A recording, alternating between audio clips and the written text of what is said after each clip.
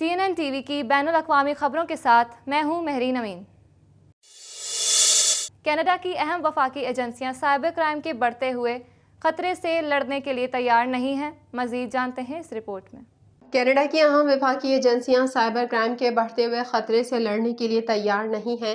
Canada کے وفاقی اخراجات پر نظر رکھنے والے ادارے کا کہنا ہے کہ 3 اہم ایجنسیوں کے پاس کینیڈینوں کو سائبر حملوں سے مؤثر طریقے سے بچانے اور آن لائن جرائم کے بڑھتے ہوئے خطرے سے نمٹنے کے لیے صلاحیت اور آلات کی کمی ہے۔ منگل کو جاری ہونے والی ایک رپورٹ میں آڈیٹر جنرل کیرن ہوگن نے رد عمل، کوارڈینیشن، نفاذ، ٹریکنگ اور تنظیموں کے درمیان اور اس میں تجزیے میں خرابیوں کو بیان کیا ہے۔ ہوگن کے جائزے نے RCMP، communication security establishment, cyber spy agency اور کینیڈین ریڈیو، ٹیلی ویژن اور ٹیلی کمیونیکیشن کمیشن کو دیکھا۔ انہوں نے پایا کہ لوگوں کو یہ معلوم کرنے کے لیے چھوڑ دیا گیا تھا کہ سائبر کرائم کی رپورٹ کہاں بنائی جائے یا ان سے اسی واقعے کی اطلاع کسی اور تنظیم کو دینے کے لیے کہا گیا ہو۔ پبلک سیفٹی کے وزیر ڈومیٹری بلینک نے رپورٹ کا خیر مقدم کیا اور خطرے کی سنگینی پر زور دیا۔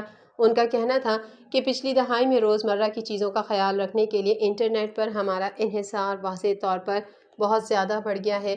یہ یقیناً بڑھتی ہوئی سہولت کے ساتھ آتا ہے، لیکن یہ بڑھتے ہوئے خطرات کے ساتھ بھی آتا ہے۔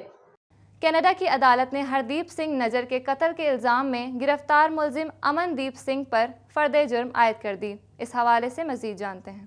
کینیڈا کی عدالت نے ہردیپ سنگھ نجر کے قتل کے الزام میں گرفتار ملزم امن دیپ سنگھ پر فرد جرم عائد کر دی۔ میڈیا رپورٹس کے مطابق امن دیپ سنگھ ان 4 افراد میں شامل ہیں جن پر اوٹاوا میں قتل کے الزام میں فرد جرم عائد کی گئی۔ امن دیپ سنگھ کو 3 نومبر 2023 کو برمپٹن سے گرفتار کیا گیا تھا۔ اسے آنٹیریو میں ایک شادی کی تقریب سے ایک روز قبل گرفتار کیا گیا۔ شادی کی تقریب میں گرپتونت سنگھ پنو کو نشانہ بنانے کی سازش تیار کی گئی تھی۔ یاد رہے کہ کینیڈین وزیر اعظم جسٹن ٹروڈو ہردیپ سنگھ نجر کے قتل میں بھارت کے ملوث ہونے کا الزام لگا چکے ہیں، جبکہ امریکی حکومت نے بھی گرپتونت سنگھ پنو کو امریکہ میں قتل کرنے کی سازش سے پردہ اٹھایا تھا۔ واضح رہے کہ ہردیپ سنگھ نجر کو گزشتہ سال جون میں گرو نانک گرودوارے کے دروازے پر قتل کر دیا گیا تھا۔ انوائرمنٹ کینیڈا کی جانب سے آنٹیریو کے مختلف علاقوں میں طوفان کا خطرہ ظاہر کیا گیا ہے۔ مزید جانتے ہیں اس رپورٹ میں۔ انوائرمنٹ کینیڈا کی جانب سے آنٹیریو کے مختلف علاقوں میں طوفان کا خطرہ ظاہر کیا گیا ہے۔ شدید گرج چمک کے بعد منگل کے روز شمال مغرب میں طوفان کے انتباہات کو جنم دیا۔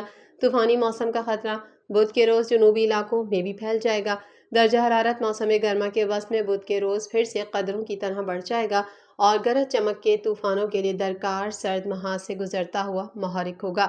صوبے کے مختلف علاقوں میں کچھ علاقے شدید طوفان کے امکانات کے لیے خصوصی توجہ کا مرکز ہوں گے۔ انوائرمنٹ کینیڈا کا کہنا ہے کہ اپنے علاقے میں موسم کے تمام انتباہات پر اپ ٹو ڈیٹ رہنا یقینی بنائیں، خاص طور پر گرج چمک کے بڑھتے ہوئے امکانات کے ساتھ، کیونکہ ہم اس مہینے موسم گرما کے باضابطہ آغاز کے قریب تر ہیں۔ وسطی آنٹیریو اور گریٹر ٹورنٹو ایریا میں طوفان کا خطرہ دیر شام اور رات کے اوقات تک بڑھ جائے گا۔ بڑے اولے ممکنہ طور پر ٹونی سائز تک شدید خطرے والے علاقوں میں متوقع ہیں۔ سرد محاذ کے ساتھ 80 کلومیٹر فی گھنٹہ کی رفتار سے ہوا چلنے کی توقع ہے اور گرج چمک کے ساتھ طوفانی بارشوں کی توقع ہے، کیونکہ ایک مرطوب ماحول سے گزرتے ہیں۔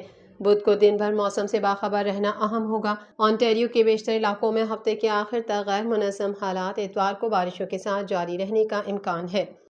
بھارتی وزیر اعظم نریندر مودی نے انتخابی مراحل مکمل ہونے کے بعد اپنے عہدے سے استعفیٰ دے دیا۔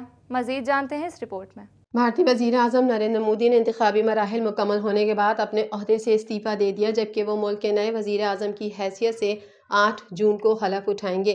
بھارتی میڈیا کے مطابق جنرل الیکشن میں 292 نشستیں حاصل کر کے بھارتیہ جنتا پارٹی کا انتخابی اتحاد حکومت بنانے کی پوزیشن میں آ گیا۔ ملک کے نئے وزیر اعظم نریندر مودی ہوں گے۔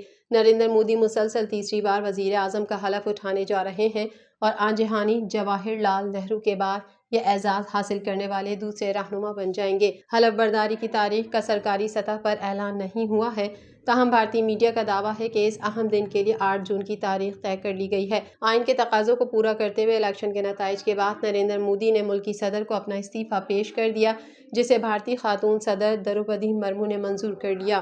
صدر دروپدی مرمو کی ہدایت پر وزیر اعظم نریندر مودی اگلی حکومت کی تشکیل تک اپنی ذمہ داریاں نبھاتے رہیں گے۔ نریندر مودی نے نئی کابینہ کی تشکیل کے لیے صلاح مشورے شروع کر دیے۔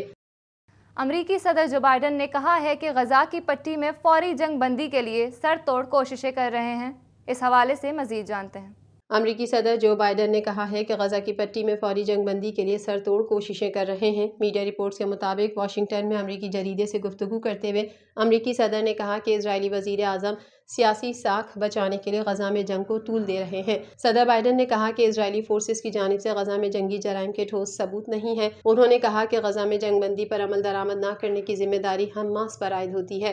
ان کا مزید کہنا تھا کہ متعدد عرب ممالک نے 2 ریاستی حل پر عمل درآمد پر غزہ کی سیکیورٹی اور تعمیر نو میں حصہ لینے کی یقین دہانی کرائی ہے۔ امریکہ نے غزہ میں جنگ بندی کے لیے کوششیں تیز کر دی۔ وزیر خارجہ انٹونی بلنکن نے سعودی ہم منصب اور اقوام متحدہ کے سیکریٹری جنرل سے رابطہ قائم کیا ہے۔ امریکی وزیر خارجہ نے کہا، ہم چاہتے ہیں کہ حماس جنگ بندی کا معاہدہ قبول کرے۔ امریکی ایوان صدر کے نمائندے جان کربی نے کہا کہ جنگ بندی کے لیے ہم بنیامین نیتن یاہو کے ساتھ مل کر کام کرتے رہیں گے۔ حماس کے رہنما اسامہ حمدان نے کہا، مستقل جنگ بندی اور اسرائیلی فوج کے انخلا سے متعلق معاہدہ ہی قبول کیا جائے گا۔ دوسری طرف اسرائیل نے رفح پر بمباری جاری رکھی ہے۔ بریج اور ماضی کیمپوں پر اسرائیلی بمباری سے مزید 19 فلسطینی شہید ہو گئے، درجنوں زخمی ہوئے۔ 24 گھنٹے میں شہید فلسطینیوں کی تعداد 80 ہو گئی۔ TNN TV کے نیوز بلیٹن سے فی الحال اتنا ہی۔ اپنی میزبان مہرین امین کو دیجیے اجازت۔ اللہ حافظ۔